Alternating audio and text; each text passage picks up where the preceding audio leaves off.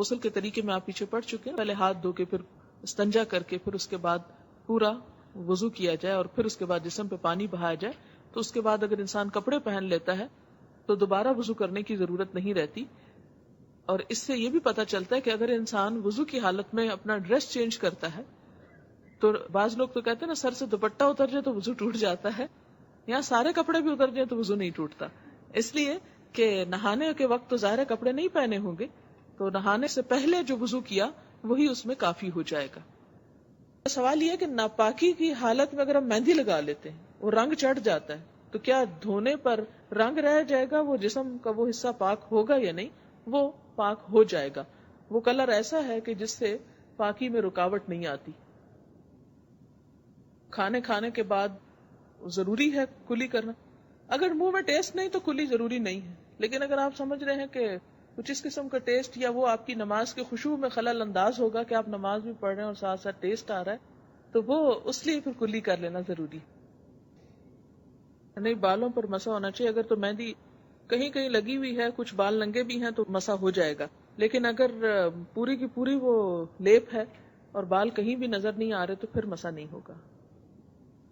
ان کا سوال یہ کہ کیا ایسے اعضاء جو ہیں جن کا دھونا ضروری ہے جیسے استنجا وغیرہ، تو ان پہ نظر پڑ جانے سے وضو ٹوٹ جاتا ہے؟ نظر پڑنے سے وضو نہیں ٹوٹتا. اگر استنجا کریں گے آپ، ان کو پراپر ٹچ کریں گے، پھر وضو ٹوٹے گا.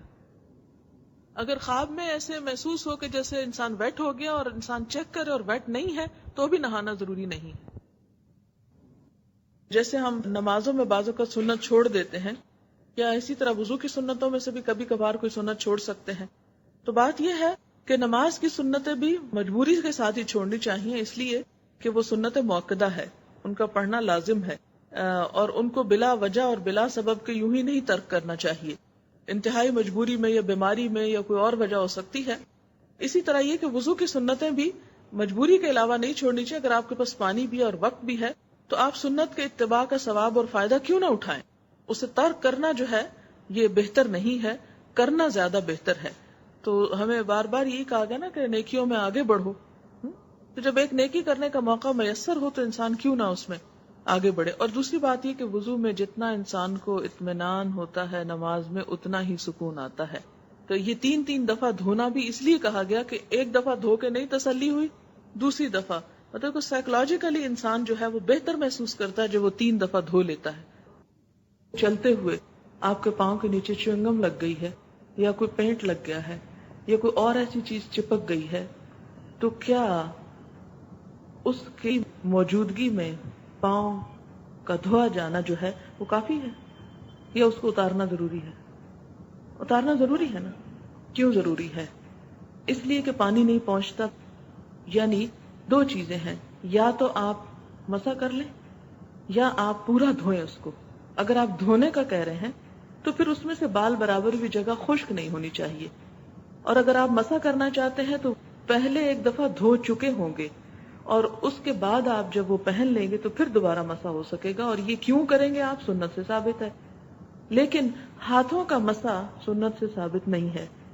مثلا آپ نے تنگ آستینیں پہن رکھی ہیں اور آپ چاہتے ہیں کہ بازو پر مسح کر لیں تو آپ نہیں کر سکتے. کیوں؟ اس لیے کہ یہ ثابت نہیں ہے سنت سے. اور یہ تو کہہ نہیں سکتے کہ اس زمانے میں قمیضوں کے بازو نہیں ہوتے تھے.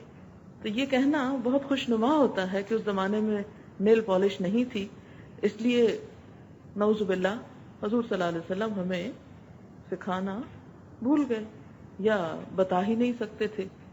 بات یہ نہیں ہے. بات یہ ہے کہ دھونا ہے تو پورا دھو، نہیں دھونا تو مسح کرو. کہاں کہاں مسح کر سکتے ہو؟ پگڑی پہ کر سکتے ہو، بالکل ٹاپ پہ اور بالکل پاؤں پہ، بازو اور دیگر جگہوں پہ نہیں.